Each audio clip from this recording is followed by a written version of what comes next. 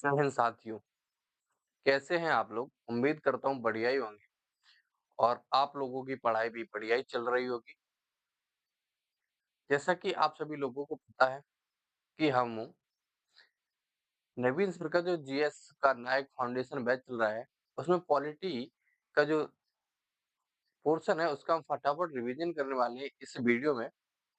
इससे पहले हम लोग बहुत अच्छे तरीके से पिछली वीडियो का रिवीजन कर चुके हैं, तो ज़्यादा समय न लेते हैं, क्लास की ओर चलते हैं। क्लास शुरू करने से पहले आप लोगों से एक छोटी-सी रिक्वेस्ट है, यदि आप हमारे साथ पहली बार जुड़े हैं, तो चैनल को सब्सक्राइब कर लें, साथ ही साथ बेल आइकन को भी दबा लें, जिससे कि आपको इस सीरीज के साथ निरंतर बने रहें, ठीक है? इसमें हम क्या देखने वाले हैं, कल हमने पढ़ा था नागरिकता, क्या पढ़ा था?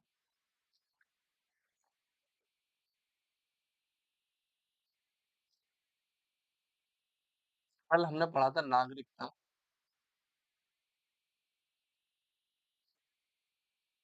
नागरिकता का ही कुछ भाग रह गया था, उसमें क्या-क्या आता है? एनआरआई, पीआईओ, ओसीआई, सीएए और एनआरसी। क्या एनआरसी ये चीज़ें रह गई थी और रह गया था आपका आपके नागरिकता प्राप्त करने के तरीके और नागरिकता को त्यागने के तरीके। ठीक है? ये सारी चीज़ें हम इस वीडियो में कवर करने वाले हैं। तो चलिए शुरू करते हैं।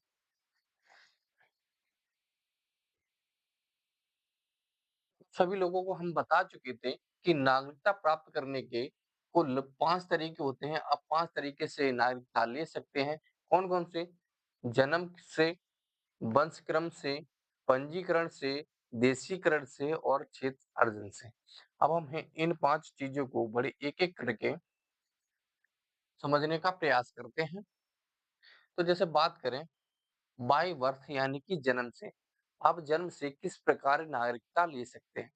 तो आप सभी को पता है कि जब ये चीज़ जोड़ी गई तब इसमें कहा गया था कि 26 जनवरी 1950 के बाद भारत में जन्मा हो, वह भारतीय होगा या फिर उसको भारतीय नागरिकता दी जाएगी। कब से?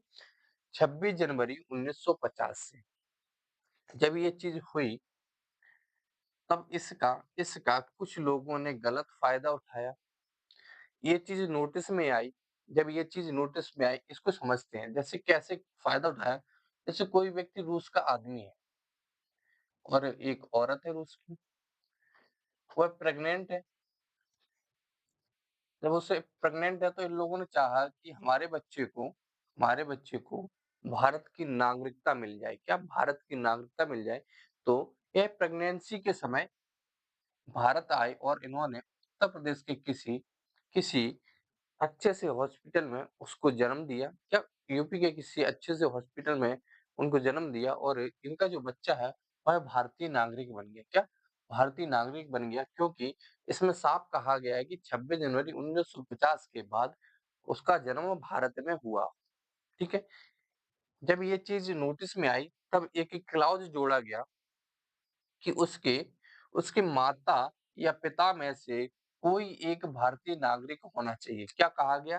कि उनमें से उन जो बच्चा भारत में जन्मा है, उसके माता या पिता में से कोई एक भारतीय नागरिक होना चाहिए। ठीक है? ये चीज़ कब जोड़ी गई थी? ये चीज़ आपकी जोड़ी गई 1 जुलाई 1987 को इसमें इस क्लॉज़ को जोड़ा गया कि उसके माता या पिता में से कोई एक भारतीय होना चाहिए। जब ये चीज़ चल ही रही थी, तब एक चीज़ और सामने आई जिसे समझने का प्रयास करते हैं। जैसे पाकिस्तान की कोई लड़की है? और वो भारत आई। किस प्रकार? अपने पति के साथ वह भारत आती है, तो उसका पति जो है, वो एक भारतीय नागरिक है। कैसा? एक भारतीय नागरिक है। उसने उसने यहाँ पर आके एक बच्चे को जन्म दिया। क्या एक बच्चे को जन्म दिया, लेकिन बाद में पता चलता जो वो पाकिस्तानी लड़की थी वो किसी आतंकवादी संगठन से मिली हुई थी या फिर आतंकवादी संगठन से। तो अब जो इनका जो लड़का हुआ, जो बच्चा जन्म हुआ, यह तो भारतीय नागरिक होगा क्योंकि भारत की नागरिकता प्राप्त करने के लिए दो दो चीज़ें महत्वपूर्ण होती हैं, वो क्या है कि 26 जनवरी 1950 के बाद उसका जन्म भारत में हुआ, ठीक है? ये क्लियर हुआ। उसके माता या पिता में से कोई एक भारतीय नागरिक होना चाहिए। तो उसके पिता क्या हैं? भारतीय नागरिक हैं। तो इस प्रकार से इसको भारतीय नागरिकता मिल जाती है। लेकिन जब ये चीज़ अपवाद मतलब कि ये चीज़ इसका गलत मिसयूज़ होने लगा, मिसयूज़ दिखा, तब 3 दिसंबर 2004 में एक क्लॉज़ और जोड़ा गया और उसमें कहा गया माता और पिता दोनों भारतीय नागरिक हों। क्या पहले कहा गया था माता या पिता में से कोई एक भारतीय नागरिक होना चाहिए, लेकिन 3 दिसंबर 2004 में इस चीज़ को क्लियर कर दिया गया कि माता और पिता दोनों में से दोनों भारतीय होने चाहिए। अगर ऐसी ये कंडीशन नहीं है, तो एक छूट और दी गई, यदि एक भारतीय नागरिक है, तो दूसरा अवैध प्रवासी नहीं होना चाहिए। क्या? अवैध प्रवासी नहीं होना चाहिए। कल हमने समझा था कि अवैध प्रवासी कौन व्यक्ति होते हैं? अवैध प्रवासी वो व्यक्ति होते हैं जो जो किसी लीगल डॉक्यूमेंट्स के द्वारा जिनके पास कोई लीगल डॉक्यूमेंट्स नहीं है, जो इल्लीगल तरीके से भारत आए हैं, वो कैसे हैं? वो हैं अवैध प्रवासी। उसके पास अपना वीज़ा, पासपोर्ट होना चाहिए, तो इससे हमें कोई दिक्कत नहीं है। हम इस एक लोग की नागरिकता पर भी उसकी उनकी संतान को भारतीय नागरिकता देंगे। ठीक है? उसके बाद आता है दूसरा, वंश क्रम या रक्त संबंध के आधार पर नागरिक। इसमें क्या कहा गया था? यदि कोई व्यक्ति विदेश में जन्म लेता है और उसके पिता भारतीय नागरिक हों या वह नागरिक हों, तो वह भारतीय नागरिक हो। अब इसको समझने का प्रयास करते हैं। जैसे कोई लड़का है,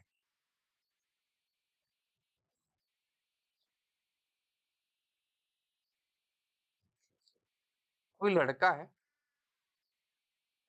वह रूस गया पढ़ने के लिए 5 साल के वीज़े पे, 10 साल के वीज़े पे, और उसको वहाँ की लड़की से प्रेम हो गया। फिर उसने वहाँ शादी कर ली। शादी कर ली तो फिर उनको एक संतान भी हुई, बच्चा भी हुआ। फिर जब उनको बच्चा हुआ, तो उनका बच्चा क्या भारतीय हो उसको भारत की नागरिकता मिलेगी? हाँ, ज़रूर मिलेगी, क्योंकि इसमें साफ कहा गया है, यदि कोई व्यक्ति विदेश में जन्म लेता है और उसके पिता भारतीय नागरिक हों, तो वह भारतीय नागरिक हो। बिल्कुल सही, क्योंकि उसके पिताजी भारत से रूस पढ़ने गए थे, तो वह भारतीय नागरिक होगा। इसमें भी बहुत सारी आपराधिक गतिविधियाँ होने लगी, इल्लीगल गतिविधियाँ होने लगी, तब 10 दिसंबर 1992 में एक क्लॉज़ जोड़ा गया, वो ये कि माता या पिता में से कोई भारतीय हो सकता है। क्या माता या पिता में से कोई भारतीय हो सकता है? और तीसरी शर्त ये जोड़ी गई 3 दिसंबर 2004 में कि 1 वर्ष के भीतर के भीतर भारत में रजिस्ट्रेशन कराना अनिवार्य होगा। क्या? भारत के भीतर रजिस्ट्रेशन कराना अनिवार्य होगा। अब ये रजिस्ट्रेशन आप कहाँ करा सकते हैं? तो नॉर्मली जब कोई लोग देश से बाहर रहते हैं, तो आप लोगों ने दूतावास या फिर दूतावास ज़रूर सुना होगा, एम्बेसी सुनी होगी, तो आप उस देश की एम्बेसी में जाकर अब इस चीज़ की सूचना दे सकते हैं। ठीक है? यहाँ तक क्लियर हुआ? फिर आता है आपका पंजीकरण के द्वारा, रजिस्ट्रेशन के द्वारा नागरिक क्या? रजिस्ट्रेशन के द्वारा नागरिकता। भारतीय मूल के विदेशी भारतीय मूल के विदेशी हो, उनको हम नागरिकता देंगे तथा 7 वर्ष भारत में रहना होगा। क्या? भारत में रहना होगा आवेदन से पूर्व। क्या कंडीशन लगाएगी? वह भारतीय मूल का विदेशी होना चाहिए, उसके दादा या परदादा कोई पहले भारत के नागरिक रहे हों, और दूसरी बात कही गई कि जब उसको नागरिकता चाहिए होने के लिए पंजीकरण करना पड़ता है। पंजीकरण का आवेदन करने से पूर्व उसे कम से कम 7 वर्ष 7 वर्ष तक भारत में रहना होगा। लेकिन यहाँ पर एक छूट दी गई वो ये कि वह 7 वर्ष निरंतर ना रहकर टुकड़ों में भी रह सकता है। क्या? निरंतर ना रहकर टुकड़ों में भी रह सकता है। यह चीज़ की छूट दी गई किसमें? पंजीकरण में। ये सब करने के बाद क्या उस व्यक्ति को भारत की नागरिकता मिलेगी? नहीं। ये चीज़ डिपेंड करेगी उस समय की केंद्र सरकार पर कि उनके आवेदन को स्वीकार किया जाएगा या नहीं किया जाएगा। क्या? स्वीकार किया जाएगा या नहीं किया जाएगा। उसके बाद आता है देशीयकरण। देशीकरण या प्रकृतिकरण नेचुरलाइजेशन के द्वारा भारतीय नागरिक कैसे प्राप्त की जा सकती है।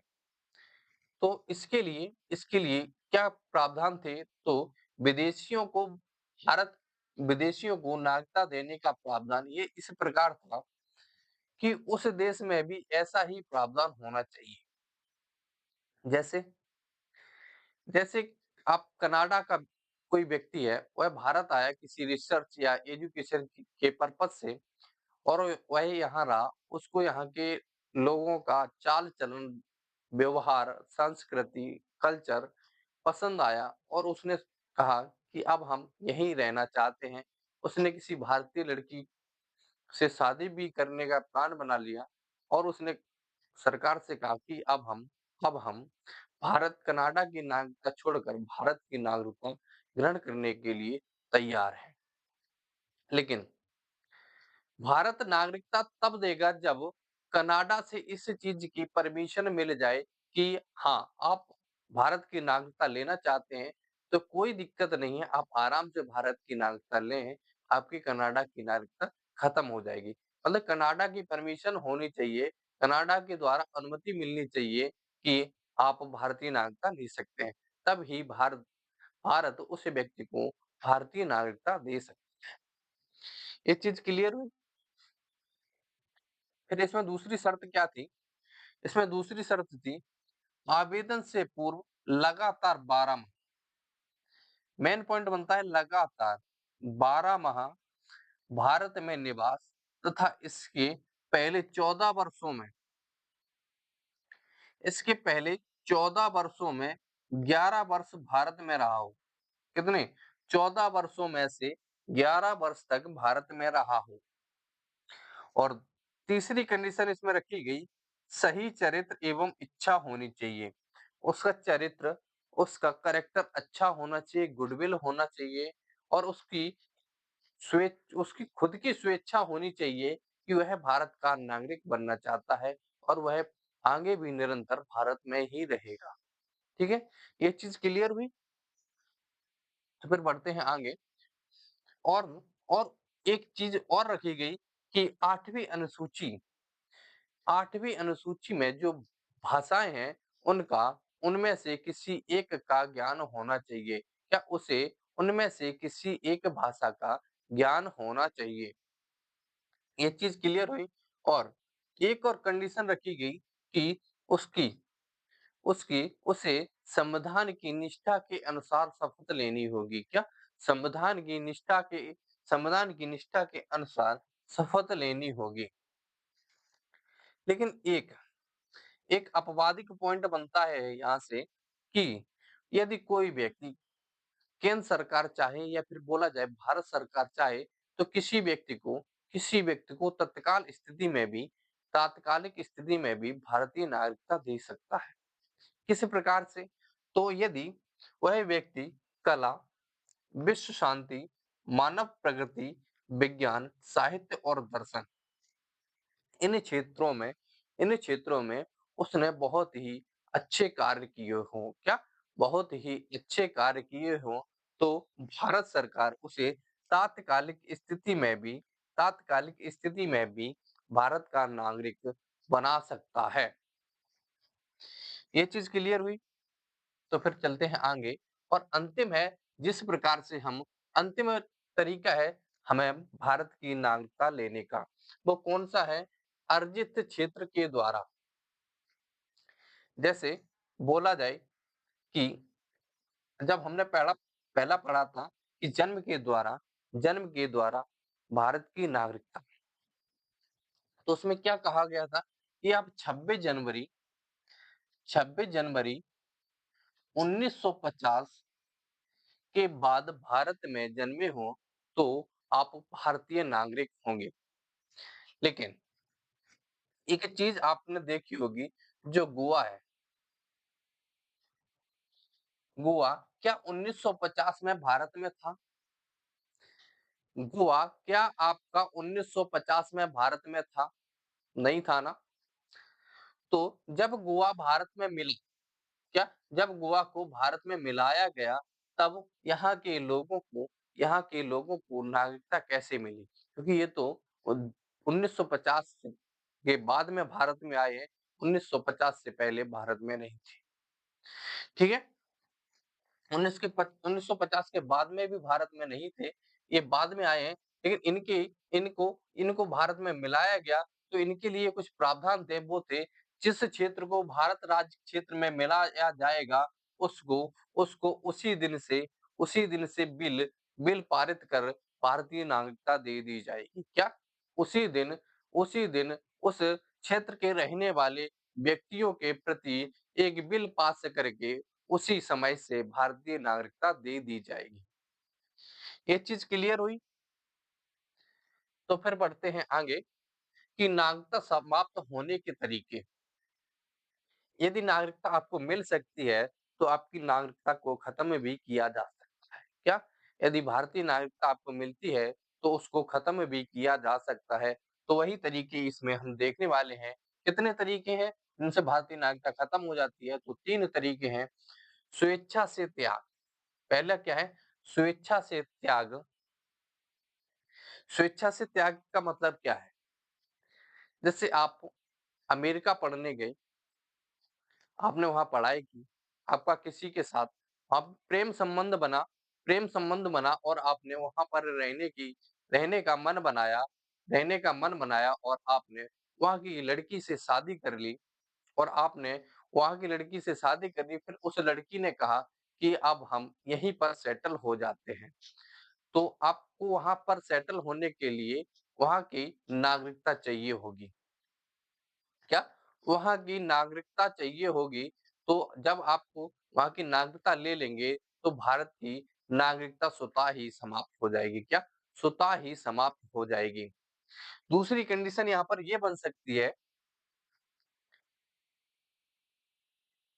कि जो आपके बच्चे होंगे जो आपके बच्चे होंगे,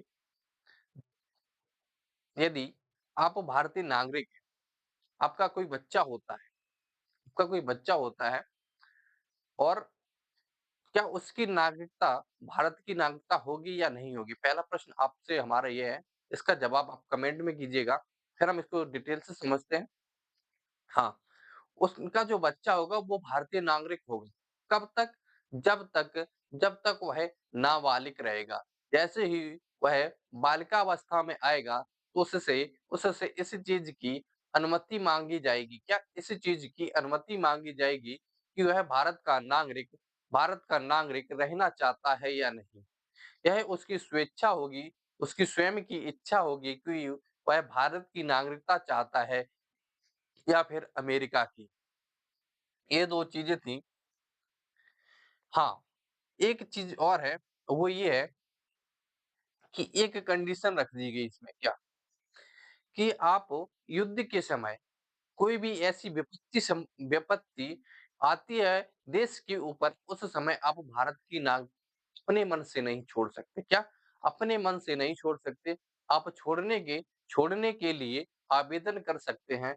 सरकार जब जब भारत में सामान्य स्थिति आ जाएगी, तब आपके पंजीकरण को स्वीकार या अस्वीकार किया जाएगा।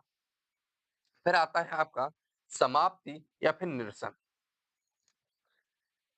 यदि आप किसी अन्य देश की नागरिकता ग्रहण कर लेते हैं, जैसे आप गए, आपने बोला नहीं, अब हमें अब हमें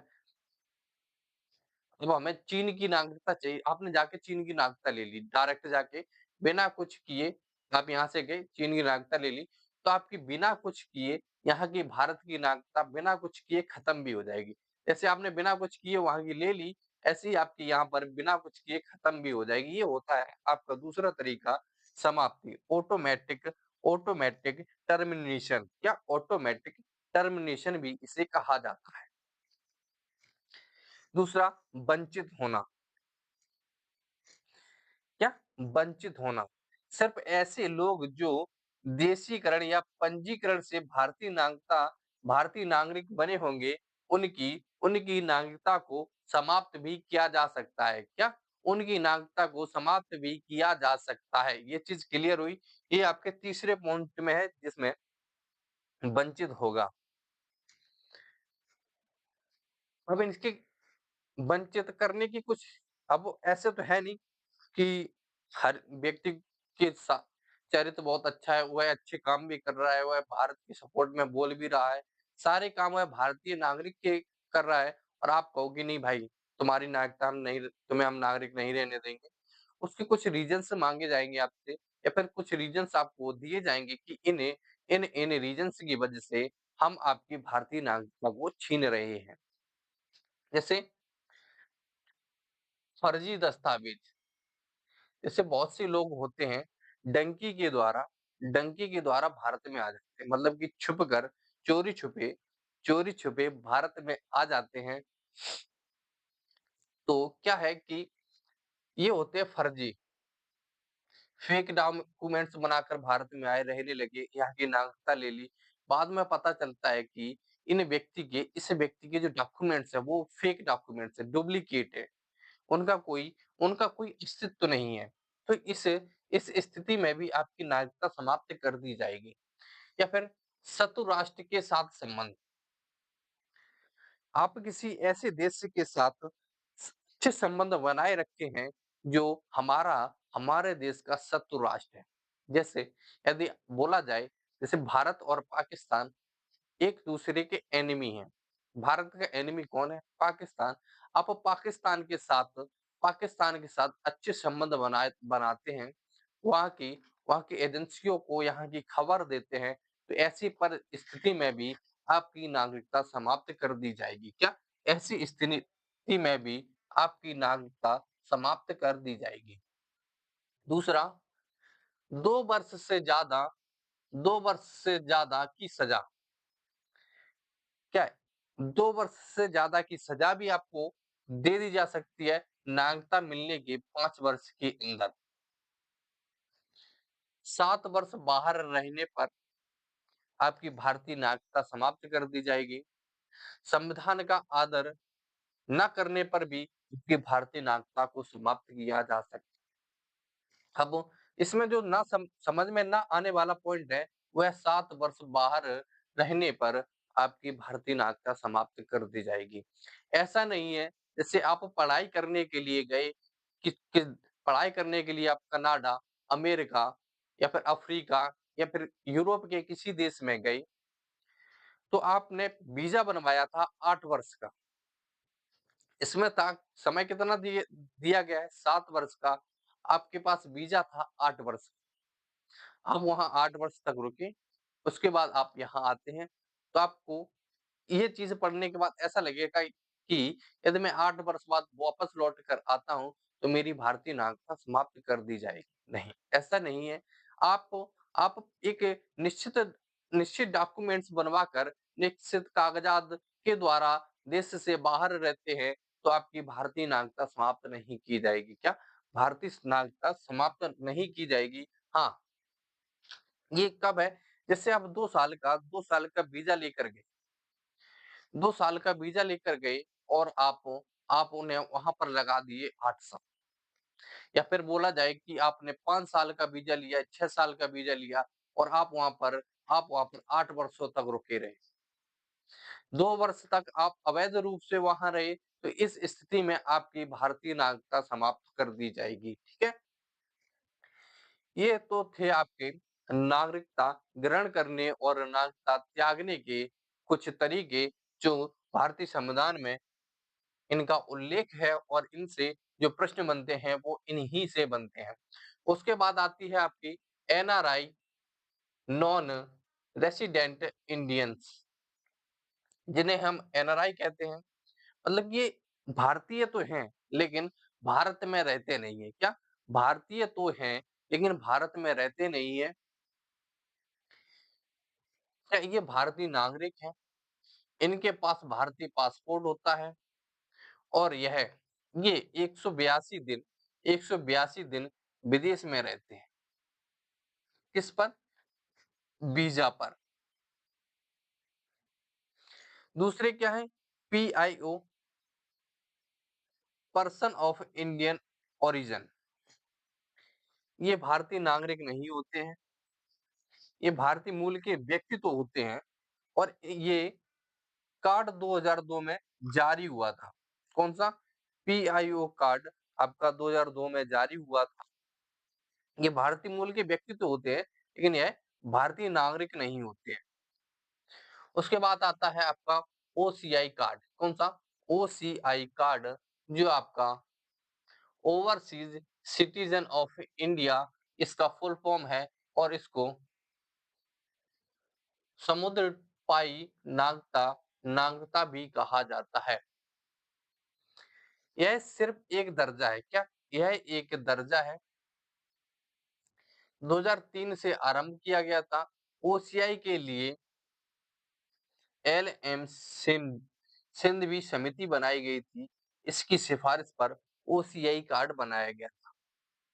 इसको बनाया क्यों गया था?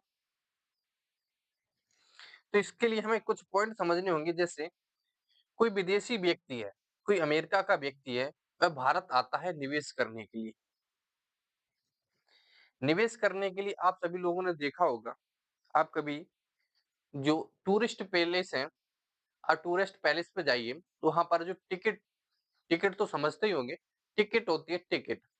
टिकट यदि भारतीय मूल जो भारत के व्यक्ति हैं, भारतीय नागरिक हैं, उनको उसी टिकट का यदि 200 रुपए चार्ज किया जा रहा है, कितना? 200 रुपए चार्ज किया जा रहा है, और यदि वही व्यक्ति फॉरेनर्स है, तो उसी टिकट का उसी चीज के लिए उस व्यक्ति से 2000, 4000, 5000 रुपए भी लिए जाते हैं।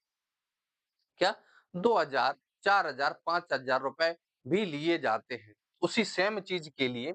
तो हाँ, यदि आपके पास ओसीआई कार्ड है, तो आपको आपको उसमें उसमें जो टिकट आपकी भारतीय नागरिक को मिलेगी, उतनी ही मिलेगी। दूसरी चीज दूसरी चीज आपके पास ओसीआई कार्ड है, तो आपको जो छूट भारतीय नागरिक को मिलेगी, वो छूट आपको भी दी जाएगी। क्या? जो छूट भारतीय नागरिक को मिलेगी, वो छूट आपको भी दी जाएगी। तीसरा, विदेशियों की तरह ट्रीट नहीं किया जाएगा। क्या? विदेशियों की तरह ट्रीट नहीं किया जाएगा। ट्रीट करने का मतलब है कि आपको लूटा नहीं जाएगा। सिंपल से भाषा में समझो तो आपको लूटा नहीं जाएगा, आपको परेशान नहीं किया जाएगा, आपको एक भारतीय नागरिक समझा जाएगा। ये चीज क्लियर हुई। उसके बाद आता है, आप आपके पास आजीवन वीजा होगा। आपके पास आजीवन वीजा का मतलब है, आपको आपको एक ऐसा वीजा दिया जाएगा जो जो कभी समाप्त नहीं होगा।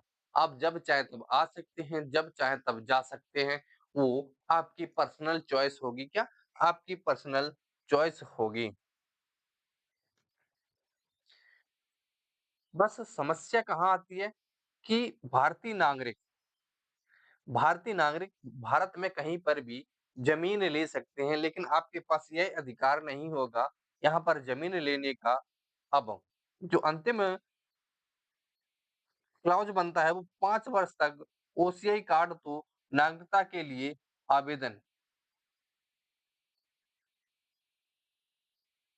यदि आपके पास ओसीआई कार्ड है और आप भारतीय नागरिकता लेना चाहते हैं, तो आपको 5 वर्ष की छूट दी जाती है। वैसे क्या था? वैसे 14 वर्ष में से आपको 11 वर्ष रहना अनिवार्य हुआ करता था। यदि आप ओसीआई कार्ड धारक हैं, तो आपको सिर्फ 5 साल तक भारत में रहना होगा। क्या? 5 साल तक भारत में रहना होगा। ये छूट भी आपको यहाँ पर मिल जाती है। उसके बाद आता है आपका सीएए 2015। सिटीजन अमेंडमेंट एक्ट 2015 जो आपका पीओआई और ओसीआई का विलय करके आपको ओसीआई कार्ड धारक बनाया गया। अब जो बात कर रहे थे किसकी, सीएए 2019 की, जो ये आपका सिटीजनशिप अमेंडमेंट एक्ट 2019 में आया, इसको पारित कब किया गया, 11 दिसंबर 2019 को इसको पास्ड किया गया, यानी कि पारित किया गया, और 10 जनवरी 2020 को इसको लागू कर दिया गया, क्या अप्लाई कर दिया गया। इसको लाया क्यों गया था या इसमें संशोधन क्यों किया गया था? इसमें संशोधन करने का मेन रीजन था, वो था अवैध अवैध प्रवासी। क्या अवैध प्रवासी? अवैध प्रवासी कौन वो व्यक्ति हैं जो जो समय सीमा, जिनके पास अपना पासपोर्ट नहीं है, जिनके पास अपना वीजा नहीं है, या फिर वो व्यक्ति जो 2 वर्ष के वीजा पर आए थे और यहीं पर रहकर रह गए। क्या 2 वर्ष के वीजा पर आए थे और यहीं पर रहकर रह गए, वो क्या कहलाएँगे? वो आपके अवैध अवैध प्रवासी कहलाएँगे। ठीक है?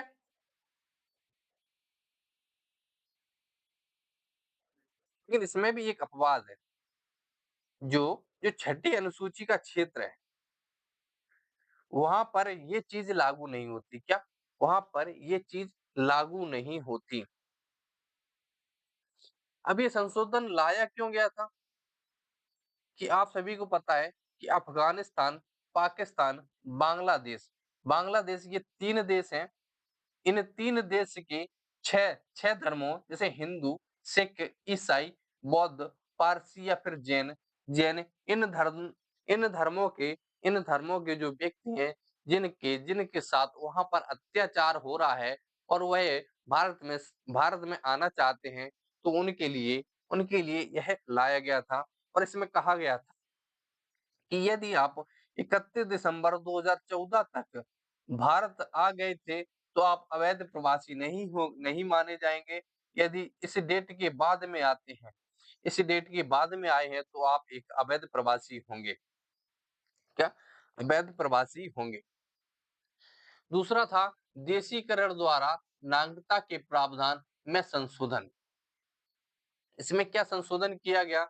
इसमें संशोधन किया गया, इसमें का जो उद इसमें कितने देश थे? वो थे आपके 3 देश। धर्म कितने थे? वो थे आपके 6 धर्म, और अब 5 वर्ष निवास करना होगा। पहले क्या किया गया था? पहले कर दिया गया था कि आप 31 दिसंबर 2014 से पहले यदि आप आ गए हैं, तो आप अवैध प्रवासी नहीं माने जाएँगे। लेकिन एक चीज़ और इसमें जोड़ी गई, इसमें कहा गया कि आपको कम से कम 5 वर्षों तक भारत में निवास करना होगा, तब आपको भारत की नागरिकता दी जाएगी। वो 3 देश कौन से हैं? अफ़गानिस्तान, बांग्लादेश और पाकिस्तान। ये 3 देश की ये 6 धर्म हैं, हिंदू, सिख, पारसी, जैन और ईसाई, और आपके बुद्ध। इसमें इसमें जो धरना प्रदर्शन भी हुआ था जब सीएए आया, क्यों आया? क्योंकि जो इसमें मुस्लिम समुदाय था, मुस्लिम समुदाय को नहीं लिया गया। मुस्लिम समुदाय को ना लेने का कारण था, क्योंकि जो ये 3 देश हैं, यहाँ पर मुस्लिम समुदाय अल्पसंख्यक ना होकर कैसा है? बहुसंख्यक है। किस अल्पसंख्यक ना होकर बहुसंख्यक है, और आप सभी को पता है, जो जो जितना ज़्यादा होता है, उसकी उतनी ज़्यादा पावर होती है, और वह कभी पीड़ित नहीं किया जा सकता, उसको कभी पीड़ित नहीं किया जा सकता। यदि आप इसको छोटे से शब्दों में समझें, तो यदि एक एक बकरी है एक बकरी है और एक भैंस है, क्या बकरी कभी भैंस को मार सकती है? बकरी कभी भैंस को मार सकती है? नहीं ना, क्योंकि बकरी छोटी है और भैंस आपकी बड़ी है। ठीक इसी प्रकार से इस चीज़ को समझें कि जो मुस्लिम कम्युनिटी है, इन देशों में ज़्यादा है, और ये कम्युनिटी नामात्र के लिए है, इसलिए किन पर अत्याचार किया जाता है? इन इन धर्मों पर अत्याचार किया जाता है, इनको इनकी ये उत्पीड़न का शिकार होते हैं। क्या ये उत्पीड़न का शिकार होते हैं? इस वजह से सिर्फ़ इन्हीं धर्मों को लिया गया है। तीसरा, आपका ओसीआई नष्ट करने में संशोधन। कानून के उल्लंघन पर आपका ओसीआई कार्ड नष्ट कर दिया जाएगा। यदि आप भारत के खिलाफ कोई ऐसा काम करते हैं जो इल्लीगल है, यदि आप ओसीआई कार्ड धारक हैं, तो आपका ओसीआई कार्ड खत्म कर दिया जाएगा। क्या? आपका ओसीआई कार्ड खत्म कर दिया जाएगा। उसके बाद आता है एनपीआर। क्या एनपीआर? एनपीआर को समझने से पहले हम समझते हैं अनुच्छेद 14 और 15 को। अनुच्छेद 14 और 15 को क्यों समझते हैं? इनको अच्छे से बाद में समझेंगे, लेकिन जब हम बात कर रहे हैं सीएए की सीएए की, तब इसमें कौन-कौन सी 6 धर्मों को लिया गया था और मुस्लिम मुस्लिम समुदाय को नहीं लिया गया था। क्या मुस्लिम समुदाय को नहीं लिया गया था? तब इन्होंने इसका विरोध किया कि यह तो अनुच्छेद अनुच्छेद 14 और 15 का उल्लंघन है। तब सरकार ने इस पर सफाई देते हुए कहा था कि यह यह आपका आपका क्या? यह आपका 14 और 15 अनुच्छेद का उल्लंघन नहीं है। रीज़न बताया कि जो आपके जो आपका 15 अनुच्छेद 15 के तहत धर्म के आधार पर समानता दी गई है, यह केवल भारतीय भारतीय नागरिकों को है। क्या? यह केवल भारतीय नागरिकों को अधिकार है, ना कि किसी देश से आए हुए नागरिकों। क्या? ये चीज़ क्लियर हुई? यह अधिकार सिर्फ़ भारतीय नागरिकों को है, ना कि किसी देश से आए हुए नागरिकों को। ठीक है, इनका ये पॉइंट खत्म हुआ। दूसरे दूसरा पॉइंट इन्होंने कहा था कि समानता का अधिकार। समानता का अधिकार समानता का अधिकार भी इन्होंने कहा, समानता का अधिकार भी किसको दिया जाता है? जो भारतीय नागरिक हों। कुछ अधिकार है जो भारतीय नागरिकों को दिए जाते हैं, वो बाद बाकी किसी अन्य देश के नागरिक को नहीं दिए जाते। आपको कमेंट करना है वो कौन से अधिकार हैं, वो कौन से अधिकार हैं, जो अधिकार सिर्फ़ केवल भारतीय नागरिक को है, भारतीय नागरिक को है, विदेशी नागरिक को नहीं है। वो आर्टिकल आपको कमेंट में करना है, कमेंट में इसका जवाब देना है। उसके बाद आता है एनपीआर, एनपीआर राष्ट्रीय राष्ट्रीय जनसंख्या रजिस्टर। यह क्या है? इसको पहली बार बनाया गया था 2010 में। कब? 2010 में। और इसमें संशोधन किया गया था कब? 2015 में। या फिर बोला जाए इसको अपडेट किया गया था 2015 में। जब जब यह इसका अपडेट अपडेट का काम चल रहा था, तो 2013 से 2015 के बीच 118 करोड़, कितने? 118 करोड़ लगभग इस इस इस रजिस्टर के हिसाब से लोगों को बताया गया कि यहाँ पर इतने लोग हैं। अब ये इसमें जो लोग थे वो कौन-कौन से थे? इसमें वो सभी व्यक्ति आ जाते हैं जो भारत में रह रहे हैं। क्या जो भारत में रह रहे हैं, वो सभी व्यक्ति आ जाते हैं इसके अंतर्गत जो भारत में रह रहे हैं। कौन-कौन से? भारत के नागरिक भी हो सकते हैं, शरणार्थी भी हो सकते हैं, विदेशी भी हो सकते हैं और अवैध प्रवासी भी हो सकते हैं।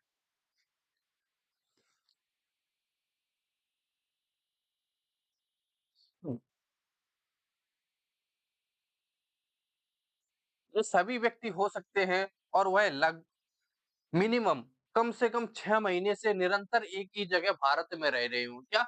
6 महीने से 6 महीने से भारत में रह रहे हों, ऐसे ऐसे लोगों को कहाँ रखा गया? ऐसे लोगों को रखा गया राष्ट्रीय जनसंख्या रजिस्टर के अंतर्गत। उसके बाद आता है आपका एनसी एनआरसी। क्या? NRC national register of citizens. राष्ट्रीय नागरिक रजिस्टर के अंतर्गत क्या कहा गया? आप लोग ये पोस्टर देख देख पा रहे होंगे, save north east from illegal migrants. क्या? इल्लीगल माइग्रेंट्स या फिर सिंपल सी भाषा में समझें, घुसपैठियों साभा सावधान जाग उठा है हिंदुस्तान। क्या? घुसपैठियों सावधान जाग उठा है हिंदुस्तान। ये आंदोलन चल रहा था आपका असम में 1980 में असम के छात्रों ने आंदोलन किया किनके प्रति तो अवैध प्रवासी उस समय लगभग लगभग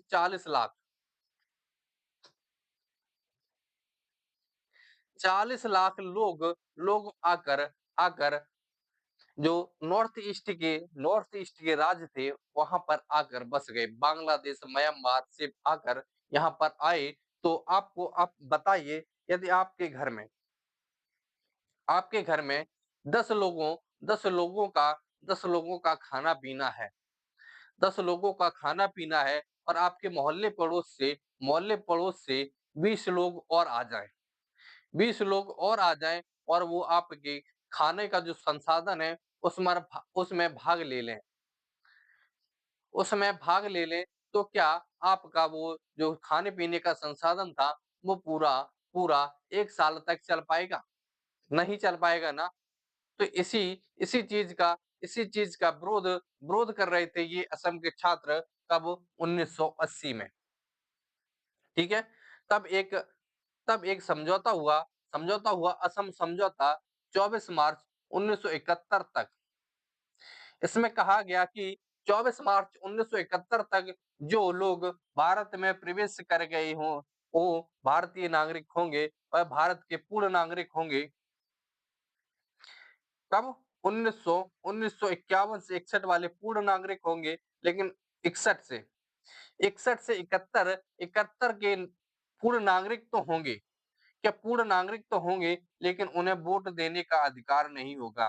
क्या उन्हें वोट देने का अधिकार नहीं होगा?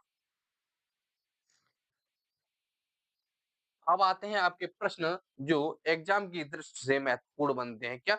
जो एग्जाम की दृष्टि से महत्वपूर्ण बनते हैं, कौन-कौन से? जैसे पीआईओ का ओसीआई में विलय कब हुआ? तो आप सभी को पता है 2015 में। कब? 2015 में। अगर बात करें भारत सरकार के द्वारा पीआईओ कार्ड जारी किए जाने का विचार किस संगठन ने दिया था? तो वो दिया था जीओपीआईओ। क्या? जीओपीआईओ के द्वारा। उसके बाद आपका अगला प्रश्न है। क्या? उसके बाद आपका अगला प्रश्न है, भारतीय भारतीय विदेशी नागरिक के संबंध में निम्नलिखित में से कौन सा कथन सही नहीं है? एक ओसीआई दूसरे देश का नागरिक होता है। बिल्कुल होता है। ओसीआई के पास भारत आने के लिए बहुप्रवेश दीर्घकालीन वीजा होता है। बिल्कुल सही बात है। ओसीआई सभी मामलों में अप्रवासी भारतीयों के बराबर होता है। यह नहीं है यही नहीं है। एक ओसीआई सार्वजनिक रोजगार में अवसर की समानता के मौलिक अधिकार का हकदार नहीं होता है। यह बात भी बिल्कुल सही है। निम्नलिखित में से कौन सी भारत की नागरिकता प्राप्त करने की शर्त नहीं है? तो वो क्या है? संपत्ति रखना। भारत की प्रवासी नागरिकता ओसीआई योजना के अंतर्गत भारत के प्रवासी नागरिक जन समूह को निम्नलिखित में से क्या प्रदान नहीं किया जाता है? तो क्या प्रदान नहीं किया जाता है? नागरिकों के रूप में राजनीतिक अधिकार। प्रवासी भारतीय नागरिक ओसीआई योजना पर खर्च 2021 में जारी नवीनतम अधिसूचना के संदर्भ में निम्नलिखित कथनों पर विचार कीजिए। क्या कथन है? पहला है, ओसीआई कृषि भूमि खरीद सकता है। नहीं खरीद सकता। ओसीआई ओसीआई को अधिकार दिए जाएंगे लेकिन जमीन खरीदने का अधिकार नहीं होगा। ओसीआई चिकित्सक, अधिवक्ता, वास्तुविद तथा चार्टर अकाउंटेंट का पेशा कर सकता है। हाँ, वह किसी भी प्रकार की नौकरी कर सकता है। ओसीआई किसी भी अनुसंधान, किसी भी मिशनरी या पत्रकारिता गतिविधि को प्रारंभ कर सकता है। हाँ, बिल्कुल कर सकता है। तो आपका क्या होगा? 2 और 3 केवल 2 और 3 सही होंगे। ओवरसीज सिटीजन ऑफ इंडिया यानी कि ओसीआई के संदर्भ में निम्नलिखित में से कौन सा कथन सही नहीं है? एक विदेशी नागरिक जिसके पास या तो जिनके पा जिनके या तो माता या पिता, दादा या दादी, परदादा या परदादी जो पाकिस्तान या बांग्लादेश के नागरिक थे, वे इसके लिए योग्य नहीं होंगे। होंगे, कोई इश्यू नहीं है यहाँ से। एक ओसीआई को केवल 10 वर्षों की अवधि के लिए कई प्रवेश वीजा दिए जाते हैं। नहीं, यह गलत है। उसको अनलिमिटेड अनलिमिटेड समय के लिए प्रवेश वीजा दिया जाता है। एक ओसीआई को अनुसंधान कार्य जिसके जिसके लिए विशेष तो यही होगा आपका सही जवाब। नागरिकता संशोधन अधिनियम 2019 भारत में कब लागू हुआ था? तो आप सभी को पता है यह 10 जनवरी 2020 में लागू हुआ था।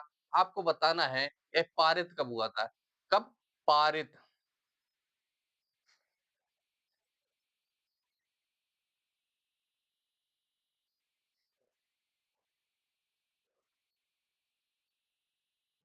यह पारित कब हुआ था? तो अगला प्रश्न है निम्नलिखित में से किस क्षेत्र को नागरिकता संशोधन अधिनियम 2019 के कार्य क्षेत्र में छूट दी गई थी? वो कौन से थे? छठी छठी अनुसूची के राज्य कौन कौन से?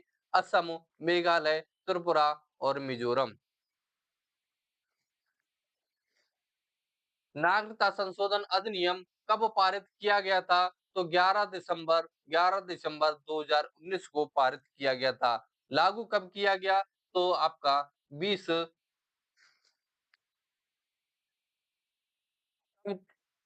लागू कब किया गया था? तो आपका 2020 में इसको लागू किया गया था 10 10 जनवरी को। तो अगला प्रश्न है नागरिकता संशोधन अधिनियम 2019 का उद्देश्य क्या था? तो वो था अफगानिस्तान अफगानिस्तान, बांग्लादेश, पाकिस्तान में उत्पीड़ित अल्पसंख्यक समूहों को नागरिकता प्रदान करना।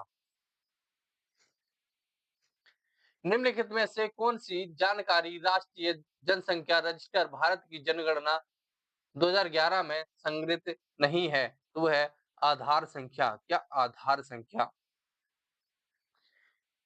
भारत में जनगणना के संबंध में एनपीआर का पूर्ण रूप क्या होता है? तो वो होता है नेशनल नेशनल पॉपुलेशन रजिस्टर। क्या? National population register. राष्ट्रीय नागरिक रजिस्टर एनआरसी का पूरा मसौदा आधिकारिक तौर पर किस राज्य सरकार द्वारा चलाया जाता है? तो वो चलाया जाता है असम राज्य के द्वारा। जुलाई 2018 के राष्ट्रीय नागरिक रजिस्टर के मसौदे के अनुसार निम्नलिखित राज्यों में 40 लाख से अधिक अवैध प्रवासी कौन थे? वो थे असम राज्य में।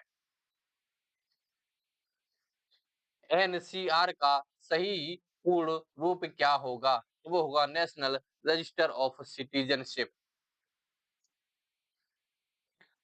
हाँ, यदि आप लोगों को क्लास कैसी लगी, ये चीज़ कमेंट करके बताइएगा और आपको इस क्लास की पीडीएफ चाहिए, तो आप इस टेलीग्राम चैनल पर जुड़ सकते हैं और यदि आप हमारे साथ पर्सनली जुड़ना चाहें, तो ये 2 इंस्टाग्राम हैंडल्स हैं, आप यहाँ पर भी जुड़कर आप हमसे बातचीत कर सकते हैं। आपको क्लास कैसी लगी, कमेंट करके ज़रूर बताइएगा। ठीक है, मिलते हैं आपको अगली क्लास में, तब तक के लिए जय हिंद।